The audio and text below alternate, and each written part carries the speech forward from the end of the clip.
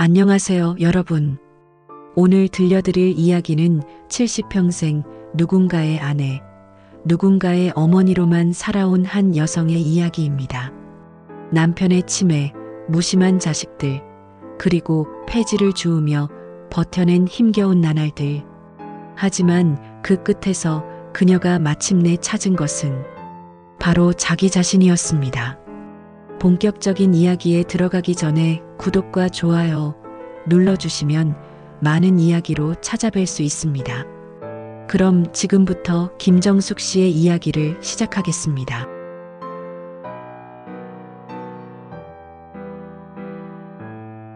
새벽 5시, 70대 여성 김정숙이 남편 상만의 기저귀를 갈고 있습니다. 사람들은 묻더군요. 그렇게까지 해야 하냐고. 네, 저는 그렇게까지 해야 했습니다. 이 사람이 제 남편이니까요. 내 남편 김상만 씨는 한때 잘 나가는 공장 사장이었습니다. 새벽부터 밤늦게까지 기계 소리 멈출 날 없었지만 그 고생 덕에 번듯한 아들의 며느리, 남부러울 것 없이 떵떵거리며 부유하게 살았죠. 남편은 제게 늘 여보, 당신은 집에서 편히 쉬어 했지만 전 늘 검소했어요. 그이가 힘들게 번 돈인데 제가 어떻게 펑펑 씁니까? 그저 남편 뒷바라지, 자식 뒷바라지하며 늙는 줄도 모르고 세상이 내 발밑에 있는 양 그렇게 우쭐대며 살았죠. 저녁상에 앉아 도연이 대학 합격 소식에 막걸리 한 잔 들이키던 그이의 환한 얼굴은 지금도 선명합니다. 하지만 그 모든 행복은 한순간이었을까요? 어느 날부터 남편이 이상해지기 시작했어요. 여보, 이 돈이 대체 뭐야? 하고 엉뚱한 말을 하거나 멀쩡한 양복에 슬리퍼를 신고 외출하려 했죠. 밤에는 예고 없이 문을 열고 사라져 날이 밝아서야 경찰서에서 연락이 오는 날도 잦아졌습니다. 치매라는 단어가 우리 가족의 평화를 갉아먹기 시작하면서 남부럽지 않던 우리 가정은 한순간에 벼랑 끝으로 기울어져 가기 시작했습니다. 남편은 자신의 병명을 기억상실증이라 부르며 받아들이지 못했고 저는 그런 남편을 보듬느라 지쳐갔습니다. 곁에 있던 아들과 며느리는 걱정 대신 짜증을 내기 시작했습니다. 그들의 눈빛에는 짐이라는 단어가 선명하게 찍혀 있었죠. 나는 대체 무엇을 위해 이토록 아등바등 살아왔나? 지난 세월이 원망스럽기도 했습니다. 엄마, 아버지 치매 더 심해지기 전에 결정을 하셔야 해요. 제가 사업 물려받아 잘 운영해 볼게요. 아버지가 이런 상태인지 안다면 누가 회사에서 일하겠다고 하겠어요. 어머님, 이러는 게 모두에게 좋죠. 회사도 살고 아버님 치료도 집중하실 수 있고요.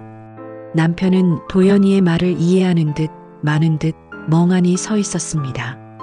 그의 흐려진 눈빛이 제 가슴을 후벼 팠습니다. 아들은 아버지를 위하는 척했지만 제가 보기엔 그저 어쩌면 마지막 일지 모르는 유산을 서둘러 챙기려는 모습으로밖에 보이지 않았습니다. 어머님, 아버님 증세가 너무 심해지시는 것 같아요. 밤에는 주무시지도 않고요. 엄마, 의사 선생님도 요양병원에 가시는 게 아버님을 위해서도 좋다고 했어요. 매번 아버지 때문에 급하게 달려오는 것도 솔직히 우리도 힘들어. 무슨 소리냐, 내 남편인데 내가 끝까지 돌봐야지. 평생 나 고생 안 시키려고 일만 한 사람인데 이제 와서 제가 어떻게. 어머님 마음 이해해요. 그래도 모두를 위해서 요양원 보내셔야 해요. 저희도 쉬어야죠. 저희도 저희만의 삶이 있지 않습니까? 모두를 위해서 저희도 쉬어야죠. 그들의 말은 결국 우리에게는 아버지가 짐덩이라는 잔인한 속삭임과 같았습니다. 나는 이 사람, 평생을 내 옆에서 동반자였던 이 사람 하나만이라도 외면하지 않으려 했습니다. 하지만 아들과 며느리는 그저 외면하기에 급급했습니다. 그날 이후 아들 내외의 방문은 뜸해졌습니다. 바쁘다는 핑계, 친구와의 약속, 아들에게 전화하면 받지 않고 며느리에게 전화하면 쇼핑, 골프, 해외여행 자랑과 함께 바쁘다는 말만 늘어놓더군요. 어쩌다 집에 오면 집이 좁아서 잘 데가 없다는 둥 투정을 늘어놓기 일쑤였죠. 나의 전부였던 가족에게서 서서히 외면당하는 느낌, 그건 죽음보다 더 깊은 고통이었습니다. 아들이 저희한테 잘 못해도 그래도 아들이지 않습니까?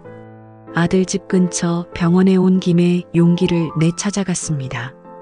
그동안 힘들었지만 아들 얼굴이라도 보면 힘이 날 것 같았죠. 엄마 힘들지? 어서 와요. 그런 말 한마디면 그걸로도 충분했습니다. 도연아, 엄마 왔다. 오랜만이네. 아버지 병원 진료 온 김에 한번 들렀어. 아버지가 내 얼굴 보면 좋아하실 것 같아서. 아, 네. 엄마, 민지랑 제가 약속이 있어서요. 어머님, 물 한 잔 드세요. 저희가 정말 중요한 약속이 있어서요. 식사라도 같이 하셨으면 좋았을 텐데. 물 한 잔.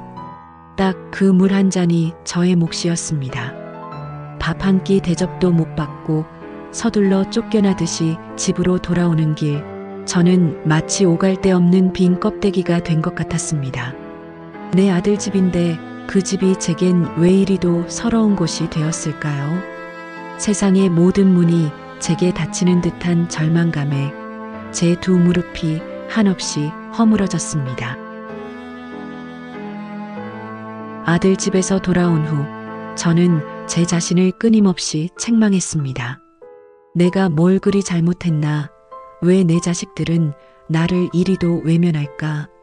남편 병원비에 생활비까지 돈 들어갈 곳은 많은데 수입은 없었습니다.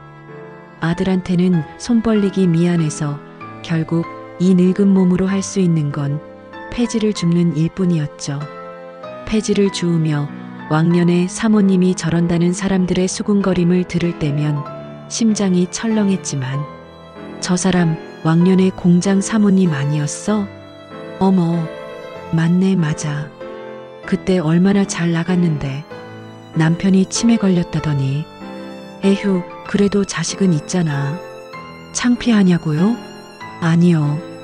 전 창피하지 않았습니다.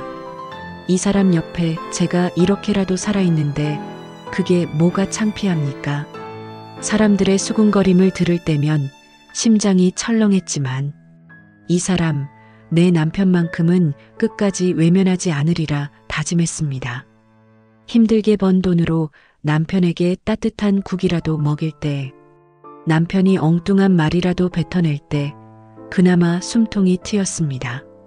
어쩌면 이 사람, 내 유일한 안식처였을지도 모릅니다. 버려졌다고 생각했던 나의 삶에 희미한 희망 하나가 여전히 남아있다고 믿었죠. 하지만 그 희망마저 산산조각 날 때가 빨리 올 줄은 몰랐습니다. 제가 아는 세상은 늘 제 뜻대로 되는 게 없었습니다. 며칠 뒤 도연이 들이닥쳤습니다. 얼굴은 수척해져 있었고 눈은 벌겋게 충혈되어 있었습니다. 절규하듯 엄마, 제발 살려줘. 아버지, 제발 저 좀 살려주세요. 당황하며 도연아, 이게 대체 무슨 소리냐? 아버지 회사 제가 너무 무리하게 일을 추진하다가 부도 위기에 처했어요. 민지랑 제가 밤낮 없이 뛰어봤지만 답이 없어요. 어머님, 저희도 방법이 없어요. 그래서 이 집하고 그리고 가지고 계시는 얼마 안 되는 땅이라도 그걸 처분해서 저희를 도와주시면 저희가 어떻게든 다시 일어설 수 있을 거예요. 엄마, 나 하나밖에 없는 아들이잖아요. 제발이요. 이번만 도와주면 내가 엄마 모실게요. 진짜로요. 알았어. 엄마가 알아볼게. 고마워요, 엄마. 역시 엄마밖에 없어. 빨리 처분해서 주셔야 해요. 자식이라는 이름 앞에서 저는 한 번도 아니오라고 말하지 못했습니다. 그렇게 저는 제 마지막 보금자리까지 내어주기로 했습니다. 평생을 자식 뒷바라지해 왔지만 이런 모습으로 제 발 아래 꿇어앉은 아들을 본 적은 처음이었습니다. 제 살 같은 자식이 힘든데 어미 된 제가 어찌 외면할 수 있겠습니까? 내 남은 노후 자금, 마지막 희망을 포기하는 한이 있더라도 아들을 도와야 했습니다. 제 손으로 제 무덤을 파는 듯한 절망감 속에서도 이게 어미의 도리라며 스스로를 다독였습니다. 어머님, 정말 파시는 거 맞죠? 이 집이랑 땅 다 합치면 꽤 되는데. 네, 급하게 돈이 필요해서요. 그렇게 집과 땅을 팔아 정든 집을 아들에게 넘기고 빈손으로 쫓겨나다시피 이사를 준비했습니다. 지난 수십 년의 살림살이가 먼지 쌓인 상자에 담길 때마다 제 인생의 무게가 고스란히 느껴졌습니다. 텅 빈 공간, 찢겨나가는 마음. 이 초라한 이사를 아들 내외는 단 한 번도 찾아보지 않았습니다. 제게 남겨진 건 늙은 몸과 멍하니 저를 바라보는 이 사람뿐이라는 절망감에 숨조차 제대로 쉴 수 없었습니다. 이제 정말 모든 것을 잃게 되었구나. 마지막 자존심마저 바닥으로 내동댕이 쳐진 기분이었습니다. 그렇게 며칠 밤낮을 울며 짐 정리를 하고 있던 중에 낡은 서랍장 제일 안쪽 남편이 감춰두었던 듯한 묵직한 꾸러미가 제 손에 잡혔습니다. 혹시 오래된 추억이라도 나올까 싶어 풀어보니 낡은 봉투 안에 담긴 건 다름 아닌 부동산 계약서 문서들과 통장 하나, 그리고 남편의 글씨체로 쓴 빛바랜 편지 한 통이었습니다. 통장에는 무려 50억이라는 감히 상상조차 해본 적 없는 액수가 찍혀 있었습니다. 내 이름, 김정숙이라는 석자가 선명하게 박힌 문서들, 망치로 뒤통수를 맞은 듯 제 머릿속이 새하얗게 변했습니다. 그리고 저는 떨리는 손으로 편지를 펼쳐들었습니다. 정수가, 나의 정수가, 더 좋은 사람을 만나 결혼했으면 당신은 지금쯤 남부럽지 않게 떵떵거리며 살았을 텐데 나 같은 놈 만나 평생 고생만 시켜서 정말 미안하다.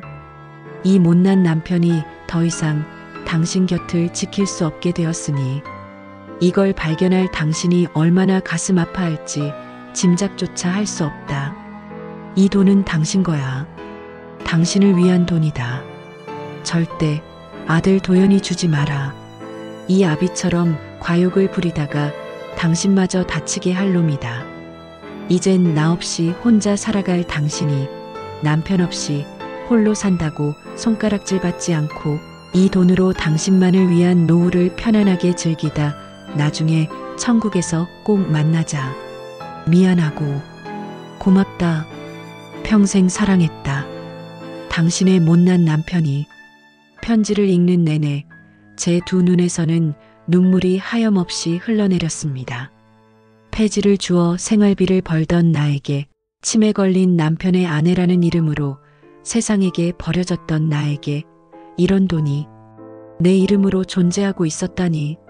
남편은 아들에게 사업을 물려주었지만 평생 가족 뒷바라지하느라 자신을 돌보지 못한 저의 노후만큼은 편안하기를 바랐던 겁니다. 당신은 나 없이 잘 살아야 한다. 그 말이 제 가슴을 뜨겁게 달구었습니다. 억울함과 분노, 그리고 남편을 향한 고마움과 미안함, 수만 가지 감정이 제 가슴을 강타했습니다. 아들 내외가 모든 것을 빼앗아 갔다고 생각했지만 남편은 제게 마지막까지 저의 이름으로 된 저의 생존 이유를 남겨주었습니다. 50억, 그리고 제 명의의 건물들. 그 돈으로 더 좋은 집을 사서 당장이라도 호화롭게 살 수 있었습니다. 하지만 이상하게도 발걸음이 떨어지지 않았습니다.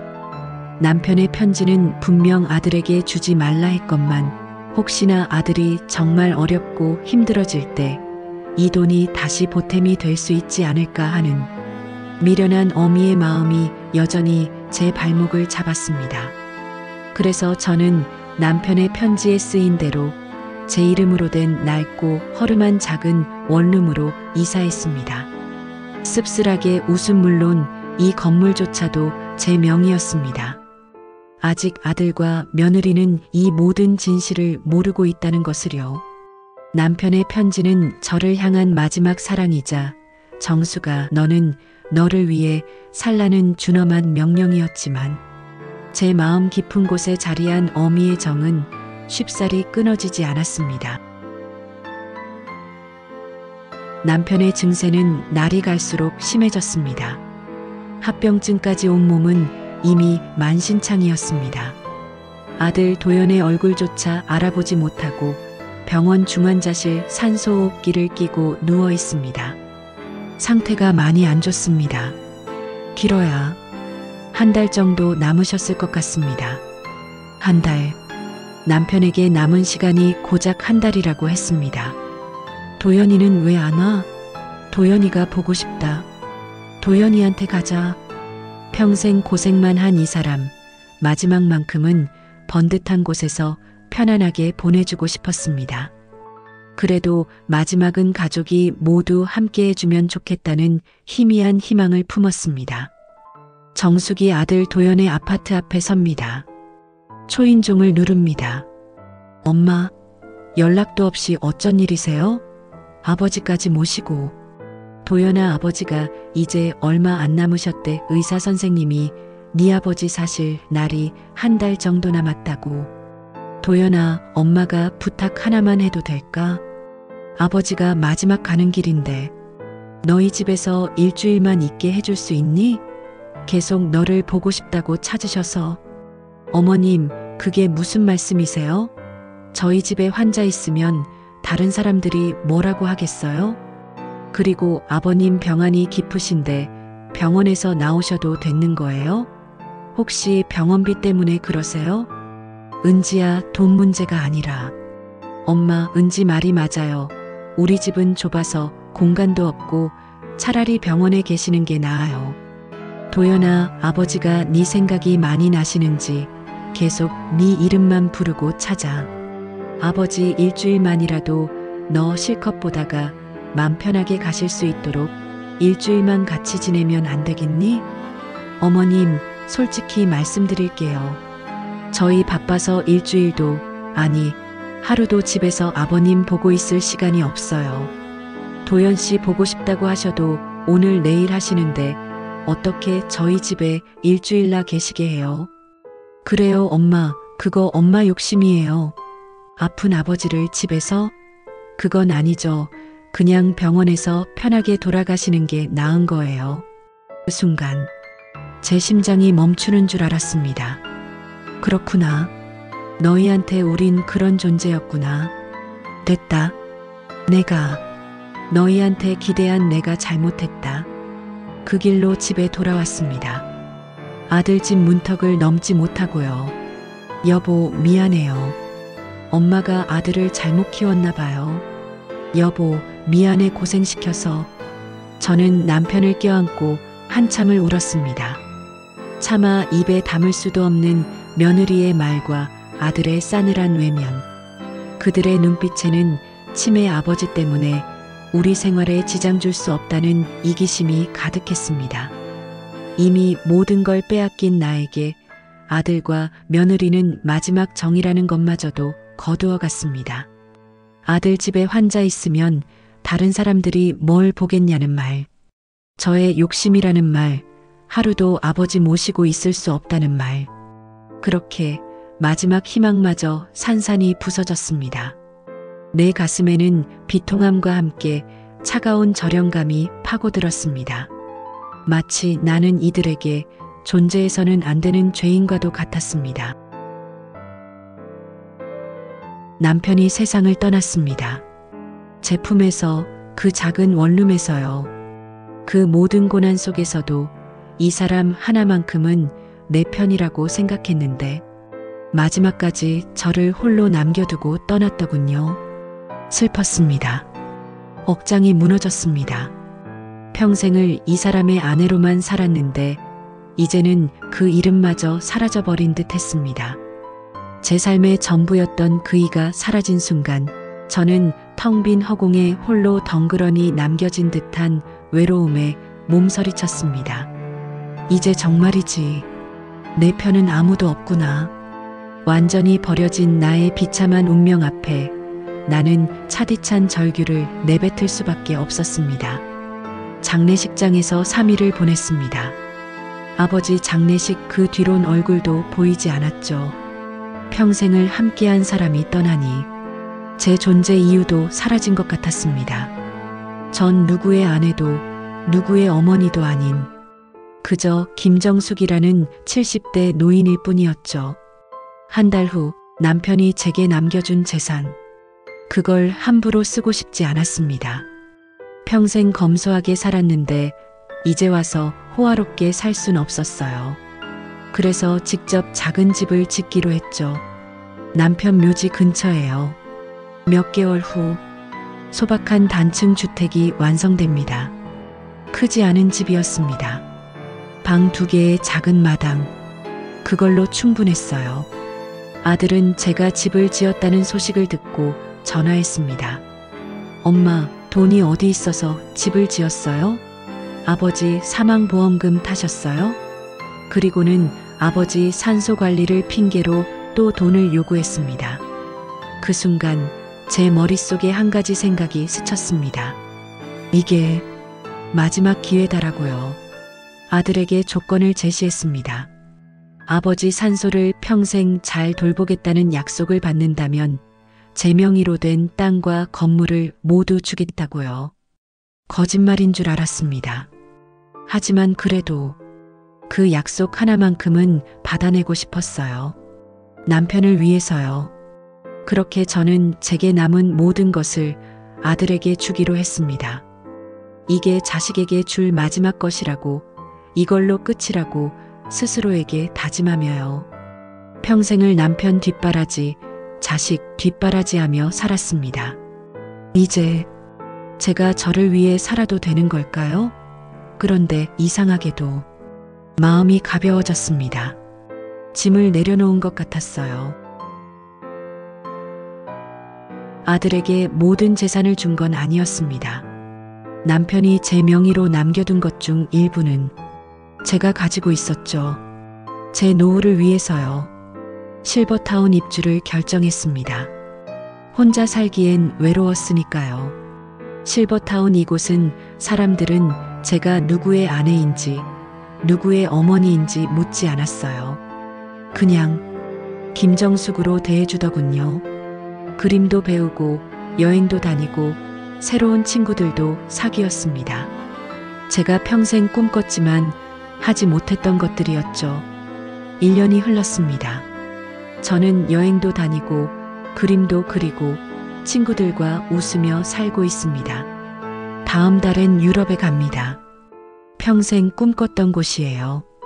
아들에게서는 여전히 연락이 없습니다. 아마 평생 오지 않겠죠. 하지만 괜찮아요. 전 더 이상 아들에게 기대지 않으니까요.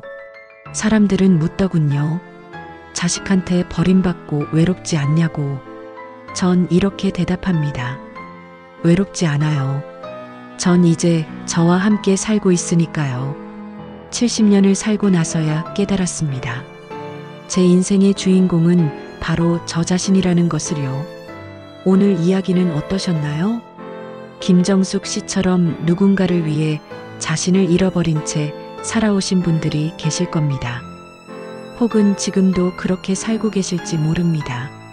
여러분의 소중한 경험을 댓글로 나눠주시면 감사하겠습니다. 저는 다음에 더 따뜻하고 감동적인 이야기로 찾아뵙겠습니다. 구독과 좋아요 잊지 마세요. 감사합니다.